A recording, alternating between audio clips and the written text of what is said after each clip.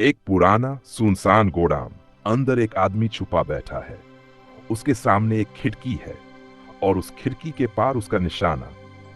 कातिल कई दिनों से वहीं बैठा है, बिना हिले डुले, बस अपने टारगेट को देखता रहता है। दिन पर दिन बीतते हैं पर उसका निशाना कभी दिखाई नहीं देता। 5 दिन बाद जब राशन खत्म हो गया तो वो थोड़ा बाहर निकला। राशन खरीदने के बाद उसने अपने बॉस को कॉल किया और बोला, अब तक टारगेट नजर नहीं आया। बॉस ने सख्त आवाज में कहा, काम जल्दी खत्म करो और अपने पैसे ले लो। कातिल ने वादा किया, इस बार चूक नहीं होगी। रात को उसने दांत साफ किए, बिस्तर लगाया और सो गया। हर 10 मिनट बाद अलार्म बजता, वो उठकर खिड़की से झांकता और फिर वापस लेट जाता। अचानक रात के सन्नाटे में उसे कुछ आवाजें सुनाई दीं। उसका टारगेट वापस आ गया था, लेकिन अकेला नहीं, एक नाचने वाली औरत के साथ। कातिल ने तुरंत अपनी राइफल संभाली। उसने सोचा जैसे ही टारगेट सोफे पर बैठेगा वो गोली चला देगा। लेकिन जैसे ही ट्रिगर दबाया वो औरत अचानक सामने आ गई और गोली उसी के सीने में जा लगी। टारगेट बच गया, मिशन फेल हो गया। अब उसे पता था ये जगह छोड़नी होगी। उसने बंदूक को बैग में रखा, सबूत मिटाए और इलेक्ट्रिक स्कूटर से वहां से भाग गया। रास्ते में उसने कुछ सामान फेंक दिया ताकि पुलिस को भ्रम हो। यहां तक कि अपना हेलमेट भी नदी में फेंक दिया। फिर एक राशन की दुकान के पीछे बने वॉशरूम में जाकर उसने अपने कपड़े बदल लिए। लेकिन तभी उसने देखा वो आदमी भी वहीं है। डरते हुए उसने फैसला किया कि सफर अगले दिन करेगा। उस रात उसने एक होटल में रूम लिया। दरवाजे पर जाल लगाकर, हाथ में चाकू लेकर वह पूरी रात चौकन्ना बैठा रहा। लेकिन कोई नहीं आया। अगले दिन वो फ्लाइट से अपने देश डोमिनिकन रिपब्लिक लौट गया। घर पहुंचते ही उसने देखा गेट के पास जले हुए सिगरेट और जूतों के निशान। वो समझ गया यहां कोई आया था। अंदर घुसते ही देखा उसकी गर्लफ्रेंड बुरी तरह घायल पड़ी है। वो बोली, असली टारगेट तो तुम थे, लेकिन जब वो नहीं मिले तो मुझ पर हमला हुआ।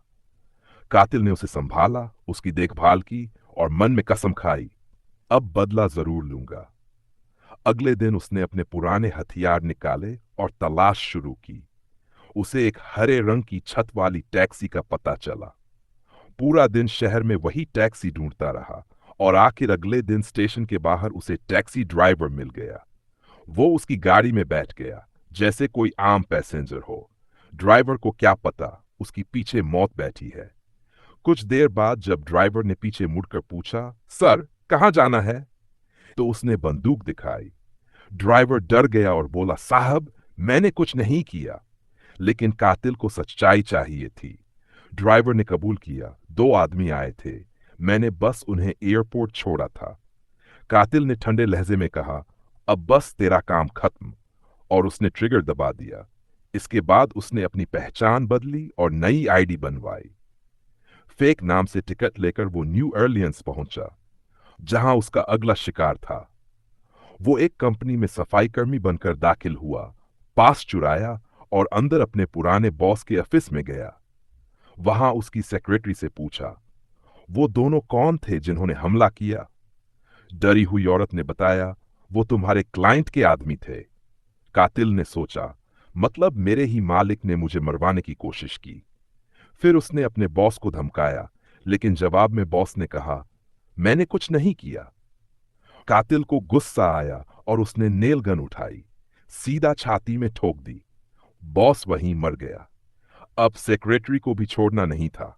उसने कहा, अगर मुझे मारना ही है तो एक काम करो, मेरी मौत को हादसा दिखा देना ताकि मेरे बच्चों को इंश्योरेंस मिल जाए। कातिल ने हामी भरी और जानकारी लेने के बाद उसकी गर्दन तोड़ दी। लाश को सीढ़ियों से नीचे धक्का दे दिया ताकि लगे ये एक्सीडेंट था। इसके बाद वो फ्लोरिडा पहुंचा, जहां उन दोनों में से एक कातिल रहता था। उसने उसे पहचान लिया क्योंकि वो लंगड़ा कर चल रहा था। दोनों में जोरदार लड़ाई हुई और आखिर में कातिल ने पेट्रोल बम फेंककर उसका घर उड़ा दिया।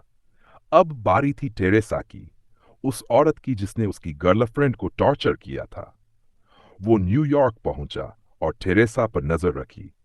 एक रात जब वो एक रेस्टोरेंट में गई, कातिल उसके सामने आ गया। टेरेसा मुस्कुराई और बोली, ये सब मैंने क्लाइंट के कहने पर किया था। कातिल ने बस कहा, लेकिन माफ नहीं करूंगा। वो दोनों एक पार्क की सीढ़ियों पर पहुंचे। टेरेसा गिर गई और हाथ बढ़ाया, पर कातिल ने उसका हाथ नहीं थामा, बल्कि ट्रिगर दबा दिया। उसका शरीर सीढ़ियों से नीचे लुढ़क गया।